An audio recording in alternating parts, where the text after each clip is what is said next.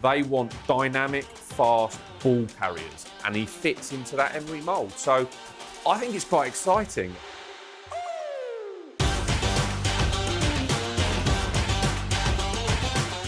As I was bellowing myself hoarse in the away end at Stamford Bridge on Monday night, the great and good of the football world up and down the country and across Europe were doing their very best to get some last-minute transfers over the line before the 11 p.m. deadline on Monday night. Mathys Tel did a U-turn after turning down Daniel Levy to decide he actually did want to go and play for Tottenham after all. And Manchester City took their January spend to more than £175 million as Nico Gonzalez arrived from Portugal, with Pep Guardiola hoping the new Rodri can rescue their season. I'm Will Pugh, and I'm back in the Tactics Exposed studio with Sun Sports tactical guru Dean Scoggins for a transfer window special. Dino, rather than the 5 points that you've got usually for Premier League games, we've got big transfers to have a look at this time around. What ones are we going to have a look at? Yeah, Aston Villa look like the window winners. Obviously, Marcus Rashford, who looks absolutely delighted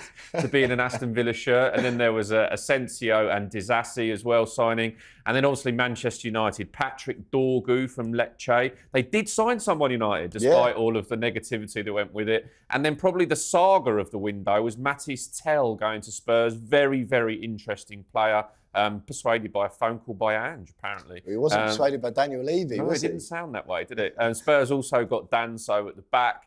And Nico Gonzalez, Manchester City, as you mentioned, a Rodri replacement. That's a big ask. And then there was Evan Ferguson for your beloved West Ham, who knows him a bit from, for Potter knows him a bit from before, and could be the answer, finally, after 54 strikers for West Ham. Yeah, striker number 706 signed in the last 10 years. Right, Marcus Rashford, as you mentioned, Dino, this ongoing saga since that interview he gave to Henry Winter saying he was after a new challenge. Ruben Amorim, let down by his performances in training, not happy it seems with some of his lifestyle choices being made. The move takes him to Villa, £40 million option in the summer. Villa are paying around 75% of his 325 grand a week wages. So that's Villa weighing out about 244,000. United still left covering about 80,000 of those. You think it's a good deal?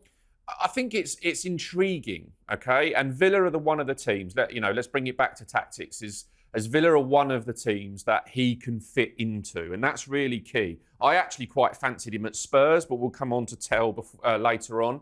But you look at some of the other clubs that were linked with him who play, short football, round the edge of the area, won't fit for Marcus Rashford. And one of the reasons that it hasn't worked for him the last couple of years, we've talked so many times about Manchester United's inability to play out from the back, and it hasn't worked for Marcus Rashford. Aston Villa play in a way that could really suit Marcus Rashford. Sometimes a change is as good as a rest. Hopefully, look, he's a top-class player. We're talking over 400 appearances for Man United. Is he anymore, though? Well, that's the big question. But you don't score or don't. I think he's almost 200 goal involvements. We'll show the stats in 400 games for Man United. All right. But the last year or so have not quite been there. Aston Villa are not paying Manchester United the wages in order for Marcus Rashford not to play. No. Okay, so they are going to take a risk on how he can play. So we should look at, I'd love to do a full episode on Aston Villa's lineup because they're really interesting tactically,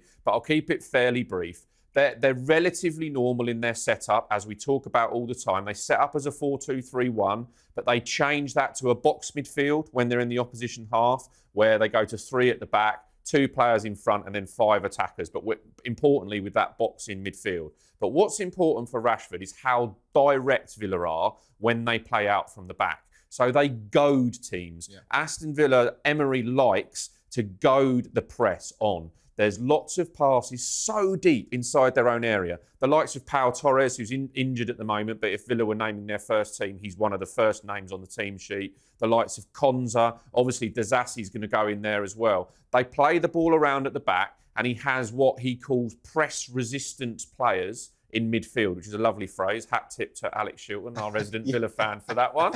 But he wants the midfielders to come deep and collect the ball, bring a player with them, opening up this huge space around about the halfway line, and then one of the ball-playing defenders will then play straight balls.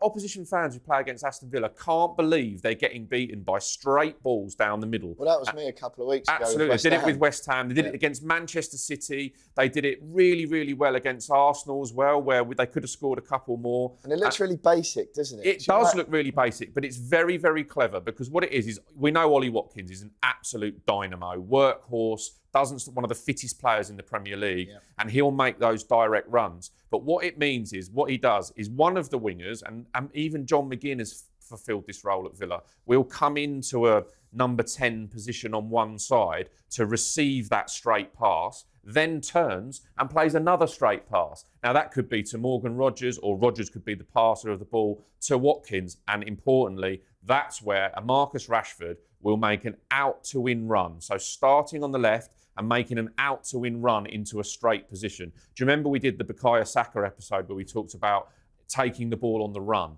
and that pass that comes into their pass so they can take the ball off the side? That's what Emery will be wanting Rashford to do. And there's been a few frustrations at Aston Villa in recent weeks where, look, they've had injury problems as well, Villa. And so they've run the likes of Watkins and Duran obviously is less now, but Rogers, Jacob Ramsey Leon Bailey have played a lot of football. So Rashford gives energy, he gives legs. He obviously hasn't played much football, so he's not been overplayed. But they want dynamic, fast ball carriers, and he fits into that Emery mould. So I think it's quite exciting. I mean, game against Tottenham on Sunday could be really intriguing. We could have Disasi, Asensio and Rashford in one team, straight in, and then we could have Mathys Tel, Danzo and Kinski in for Spurs. So 3 transfer window signings each straight into the FA Cup. Yeah, I think there might be a cup-tied one in there. I can't remember. I've done an awful lot of research this morning, so before anyone gets in the comments. But yeah, really intriguing, really intriguing signing. And look, that we're talking about an English axis there as well. You've got Ollie Watkins, Jacob Ramsey and Marcus Rashford. And you could have a front 3 there that, 3 Englishmen, taking the top half of the Premier League by storm. So I'm going to come on in a minute, Dino, to one of your favourite things to talk about, which is what teams do off the ball and how Rashford will play into that for Villa. But just quickly, because don't forget they've signed Donyell Marlon as well. So you've got Watkins, Rogers, Ramsey, Leon Bailey, who I don't think many Aston Villa fans will be gutted to see out the team. Yeah, and Marlon and Watkins, Yeah, where do you see then, what's if everyone's fit, what's Villa's ideal front 3? Well, I think that front 4 or however. That's going to be a really intriguing one, because I think there are a few Villa fans wondering how Asensio fits into that as well. But Morgan Rogers has been a revelation. Don't drop Rogers. No, you don't. But I mean, Asensio, 3 Champions Leagues. Yeah. Real Madrid, Paris Saint-Germain. Probably we're talking somewhere in the region of £300,000 a week. What, 230, and Villa are covering all of it. Yeah. As well. So no again, another player you feel a little bit like you're not bringing in a player like that to sit him on the bench, are you? But I think probably Jacob Ramsey is the one who needs a bit of a rest. But Villa, Villa have got the Premier League, the Champions League and the FA Cup. Yeah. So there's plenty of games here. But what we're talking about is profiles of player, okay? So you've got the likes of Asensio and Rogers who will take the ball on the half term and drive at opposition. And you've got the likes of Marlon, Watkins and Rashford who will drive in behind for those straight balls. So these are players complement each other. And actually, Jacob Ramsey's quite versatile in the fact that he can play in 2 of those positions. But it's quite a frightening prospect if you'd had, and this is where, John Duran benefited from Ollie Watkins' work rate for so long, because Ollie Watkins runs a defence ragged for 70 minutes. And then with 20 minutes to go, you think as a defender, yes, victory, Ollie Watkins' board goes up. On comes John Duran, and then gives you the absolute run around for the last 20. So we could be talking about, a Rashford and Asensio starting, and then a Marlon and a Ramsey coming on. This is a dangerous front 3. Yeah, and off the ball then on Rashford, well, just talk to me a little bit about Villa's sort of pressing style or lack of. Yeah, they do like to press and win the ball high up, but when they don't win it high up, they retreat back. So they do win the ball a lot of times 30 to 35 metres away from the opposition's goal, which isn't necessarily great for Rashford because it's tight spaces then. For those who aren't aware, that's sort of just beyond the halfway line, but not right up. Exactly, yeah. So, I don't think we call it a really high press, but because the likes of Watkins, as I say, are such hard working, they do put defences under enormous pressure. But yeah, off the ball, my favourite subject, unselfish runners. Ollie Watkins is a genius at it, running in those diagonal channels. We saw it for England when he came on as well. He runs in those diagonal channels to open up spaces between defenders, and that's where Rashford can really benefit, and Marlon. You just quickly then, Dino, before we move on, you mentioned there about Ollie Watkins being one of the fittest players in the Premier League. It sounds to me, like what you're talking about, to be an effective player in an Unai Emery attacking quartet, you need to work your socks off. Ruben Amorim, who I don't think anyone is particularly questioning or suggesting is stupid or wrong, has said that Marcus Rashford has not been applying himself in training. Are we going to need, or has Marcus Rashford got what it takes, in your opinion, to be effective and do the work necessary to be effective in an Unai Emery attack? Well, he's obviously convinced Villa that he can and will. Well, and Villa are obviously happy to trust that that's the case for that amount of money a week. £244,000 weekly gamble. But Unai Emery loves a project, and he loves, you know, he feels like he can get the best out of certain players who other managers perhaps haven't. And look, if there's ever a project to get your teeth stuck into now, it's Marcus Rashford. And look, it's going to go one of two ways, isn't it? It's going to be Ruben Amorim was correct, and Aston Villa couldn't get a tune out of him either. And where does that leave Marcus Rashford in 3 months' time? Or it's going to be, well, come on, Man United. Your academy player, your main man, your one who should be the poster boy at Man United is ripping it up at Aston Villa. So, but I do think there's a system issue as well. I think you know, we did do a show on 3-4-3, and I thought, you know, that maybe Marcus Rashford could be the one that leads the line in that.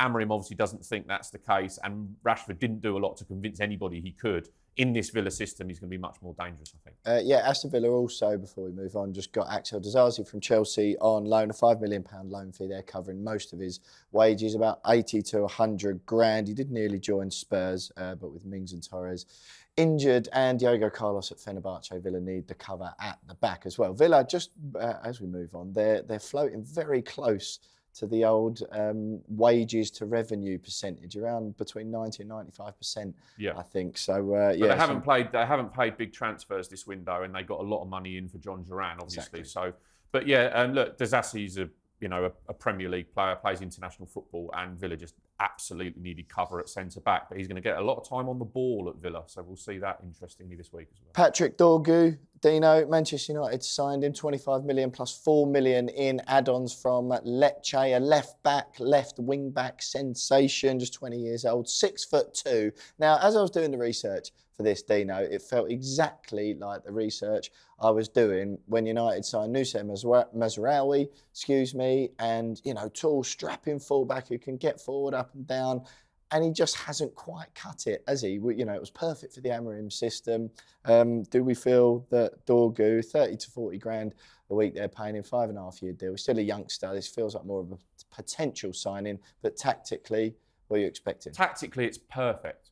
It's exactly the player. Perfect. It's exactly the player that Amorim needs. Did you say that about Mazraoui, though? No, my point about Mazraoui is his flexibility. So I still think Mazraoui can play right of the back three in the Amorim 3-4-3 system. And because he's two-footed and both-sided, he can play both sides. But what Amorim's system is missing, and when we watched, you know, they were defended brilliantly at Liverpool, at Manchester City, absolutely outstanding when they start with that five at the back. But what they haven't got, or they've only got one of, who's Amad Diallo, is that ball carrier. The guy who runs 40, 50 yards direct with the ball. And Amorim's system is built around players not passing the ball necessarily, but driving into the space with the ball. And when they get around the edges of the box, don't give it to somebody else to play it in. This is not 1-2s around the edge of the box. See the space in front of you and drive into it. And that's the Amorim tactic. And we'll see Dorgu's numbers. Goals, progressive carries, you know, the distance he travels, the speed at which, as you said, he's a big boy as well. He's going to get better. You haven't got any. We're showing it on the screen. We're showing it on the screen. But you know, he's you know, we looked at the sporting wing backs when we first looked at Amorim's system, and I can never pronounce his name. I'm really sorry in the comments. It's Kip Quinada, the right wing back. And Dorgu's sort of a copy. At Sporting. At Sporting. And Dorgu's kind of a copy of that on the left-hand side. The other interesting thing about him as well is he scored goals at Lecce when they've played him right wing. So if you think about the Amorim 3-4-3, there's a flexibility there where he could play on the right-hand side of the front three if somebody like Amad Diallo was gone. But look, United have sent Anthony out on loan. They've sent Marcus Rashford out on loan. They didn't just need Dorgu. They needed more than Dorgu. But what it does by buying a wing back means that the whole Amad Diallo, does he play at wing back, does he play in the front three now, goes away. Amad Diallo plays in the front three. So they have probably added an attacker that they don't need to play anywhere else. But yeah, Dorgu likes to play in that inside left channel, charging up the field, and he beats players, goes past people. Not quite sure about him defensively. Lecce aren't having the greatest season, so some of those games they've been under the cosh. So naturally, those defensive aspects are shown up a bit more when they're losing games 4-0 to Inter Milan. But yeah, he looks an exciting player. Well, that's the thing, Dino. He's only 20. Does he get in straight away? You're talking as if he solves some problems. He absolutely plays. And the problems that Manchester United have got are that look, as good a sort of I've got to be too harsh on Diego Dalot, but he's a full-back that is trying to play as a wing-back, okay? So fairly gallantly, to be fair to him. And the effort's always there, but he does look like he's jogging when he's flat-out sprinting, whereas this guy... Danny Ings syndrome. And he's sort of treading water a little bit and running through treacle up that left wing-back position. But Dorgu won't look like that. Dorgu is one of those players, a bit like Marmoush that we talked about with Man City last week, where when you see him move and travel, you think, wall, quick. So they'll see that straight away. He'll go straight in, absolutely. Fair play. Right, Mathys Tel, or Mathys Tel, have we agreed? Yeah. Okay, right. And obviously, I've watched a lot of this boy because I've the vested interest from Tottenham, but I'm very excited by him. Right, so he's arrived at Tottenham from Bayern Munich, 45 million option to buy in the summer. It's a loan at the moment. I understand it's a £5 million loan fee Spurs have paid, and the option in the summer includes a 6-year contract on the end of it. He's only 19. Arsenal, Chelsea and United were also having a look. And there was a weird one with this. This is one of those sagas, as you mentioned there. We ran the story in The Sun. Daniel Levy flew out to Germany to try and convince him. He apparently wasn't convinced. And then a long conversation with Ange Postecoglou eventually apparently convinced him to make the move to North London. And what's confusing with this, one of the lines I read in our paper this morning was that he was focused all the time on the place he would get most game time. Well, the timeline would suggest to me that actually Daniel Levy came and he thought, there's Arsenal, Chelsea and Man United are also keen on me here. I tell you what, I'm going to snub them for now. Hope I can get a move there. None of those really came to fruition. Perhaps Marcus Rashford syndrome, waiting out for a... Yeah, I think so. But I think it actually works out, just taking my Tottenham fan hat off for a minute, put that journalism point on it again, that it actually, I think, is the best deal for everybody involved, because he quite rightly looked at a team 14th or 15th in the Premier League and was a bit like, I'm better than that, okay? That's fine. But Tottenham are still in 3 cup competitions, might not be by the end of this week, but they are still, Europa League and then, beyond, that it works out that if he does brilliantly well and convinces Spurs, great. If Spurs do brilliantly well and convince him, great. And then if Bayern Munich look at it and go, hang on a minute, this guy's we've not been playing him enough. There's that sort of loan to buy option works for everybody. Yeah. And you mentioned Man United there. If I was a young player at the moment, I wouldn't be going near Man United on a loan because you just could waste 3 months. If you're a forward, though, you think you'd get game time. Yeah, but if you're a forward, I think that Ange Postecoglou's way of playing is much more, exciting, and maybe the phone call there was the key factor. Correct me if I'm wrong. Are Man United above Tottenham in the league? They are, yeah. But Tottenham score more goals. Right. Okay. Fine. But no. Look, I think that the system fits for him. Let's take it back to tactics again, right? The system fits for him. We did one of the previous episodes, and go back and watch it if you haven't seen it, on the Wheels of Chaos at Spurs. And Ange Postecoglou's style of play, where it's built around those 3 players on either side of the striker up front. And let's remember that Tel can play any of those front 3 positions. Well, he's a utility forward. Absolutely. You told me that. And that's exactly what Ange Postecoglou was looking for in this window. He wanted, for a start of, with Tottenham's injuries at the moment, the best ability is availability. Yeah. So if you bought your boots to the Tottenham stadium, absolutely. I nearly got a game last week. Yeah. But the right wing striker or left wing position. He can play in all three. So at the moment, Spurs have a couple of left wingers available and barely any right wingers. So Son and Mikey Moore are the left-sided players, and Kulusevski's kind of on his own on the right at the moment. So perhaps Tel starts on the right. Perhaps he becomes the number 9 until Solanke comes back as cover for Richarlison. And perhaps long-term, he's the replacement for Heung-min Son. But look, we're talking about another... What's really interesting about this window is that we've got players who are like this, all this similar type of profile. We've got a big boy. He's 6 foot-ish. He's powerful. He's quick. And most importantly, he travels quickly with the ball. Yeah. And that's Ange Postecoglou football all over. Get the ball on the inside left or inside right corner of the box, run at that, the underlap, go to that touch line and cut back, or cut inside and shoot. He's also really 2-footed, which is like, almost lost in the modern game. He'll come in and as a defender, you don't know which way he's going to go. Look, he's played against Tottenham before in the Conference League for Rennes. Yeah. So I have seen him live. I've watched lots and lots of him over the last few days, and I watched him in the Champions League when he scored against Manchester United, and he's got bags of ability. One question mark will be, in that Ange Postecoglou system, you have to work really hard, and that will be his challenge. But yeah, another really exciting window signing.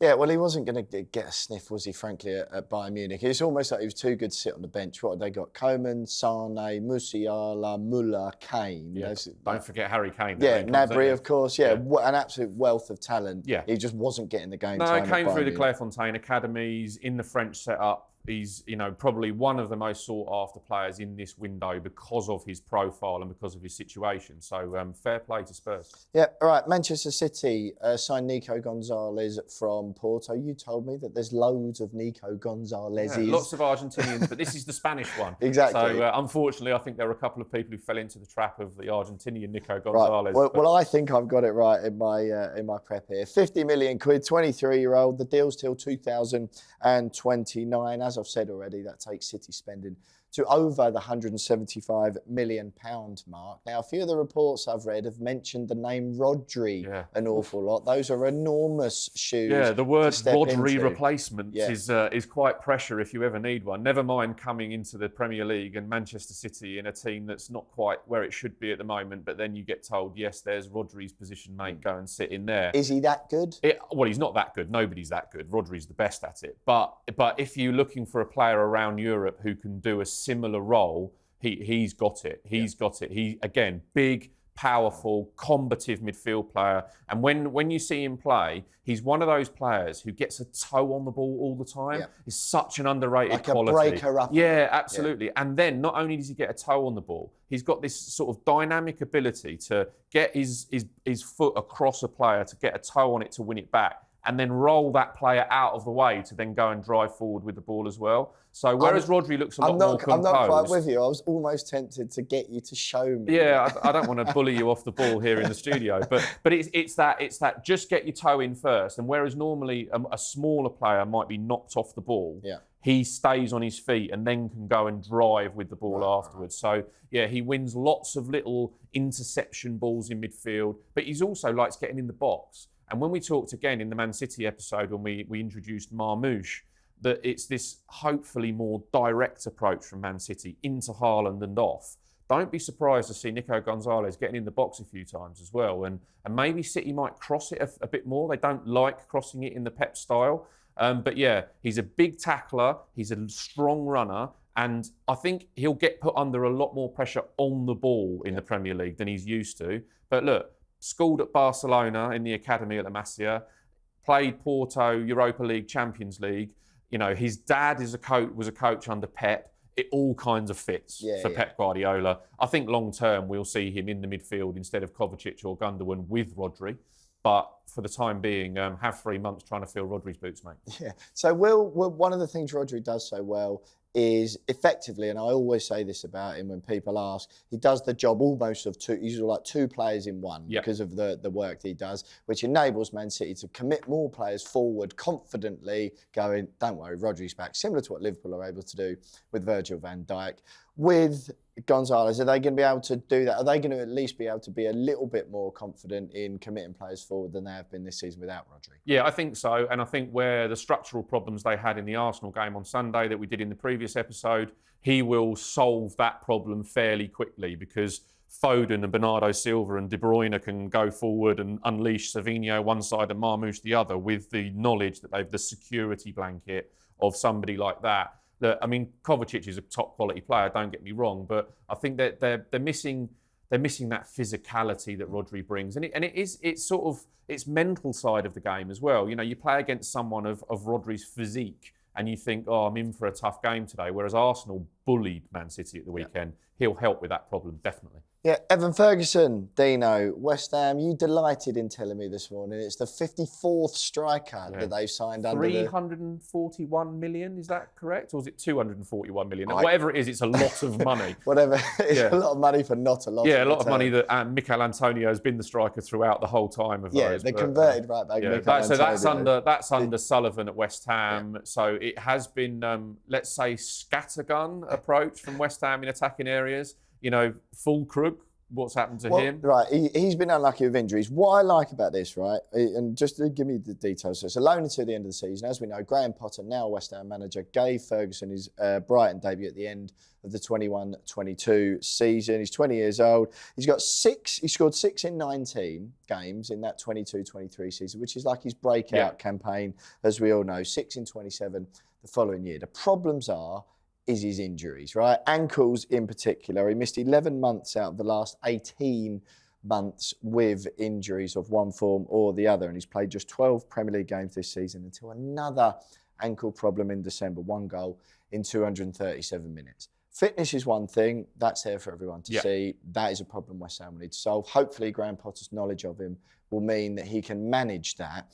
But you've touched on it there. One thing that has frustrated so many West Ham fans, particularly with centre forwards, is that strikers were often signed, particularly under David Moyes, but even before that, who didn't fit the system or the profile of what the club or the manager were trying to do. It was big name striker, he's doing well in Europe, Sebastian Haller, Gianluca Scamacca.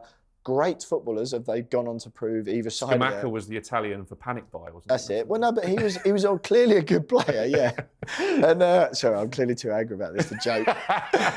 But what I like about this Ferguson signing is that he fits the profile of powerful. West Ham need a striker who, I always say this, is 7 out of 10 at everything. 7 out of 10 quick, 7 out of 10 powerful, 7 out of 10 finishing, 7 out of 10 in the air. Arnautovic was like that, success. Antonio, believe it or not, was like that, success. Diafra, probably the last success we've had. All the others were too specifically good at one thing, not good at everything. Yeah, you don't need me to do this. I don't really. No, talk about Evan Ferguson. Again, there's a theme here, isn't there? And in these profiles of the players that all been bought this window. You know, big, quick, physical, direct, and that's what West Ham are getting. You know, his injury record obviously is difficult, but he was also behind someone at Brighton who is one of the most tactically adaptable players that you've ever seen in Danny Welbeck. Okay, absolutely wonderful player for a manager to go, I need you to do this job. So Brighton go from Potter to De Zerbi to Hertzler. And in that, Danny Welbeck can just do those jobs. So not only were there injury problems, it's difficult to shift someone like that who's just doing those jobs. But there's no accident that 5, 6, 7 clubs were after Evan Ferguson, okay? And West Ham have done a really good job getting him. The Potter factor obviously comes into that. But it's exactly right. What West Ham lack is that focal point to their attack. Kudus, wonderful player. Bowen, you know, would get in probably every team in the Premier League apart from Liverpool, but could still if Salah goes. Don't forget that.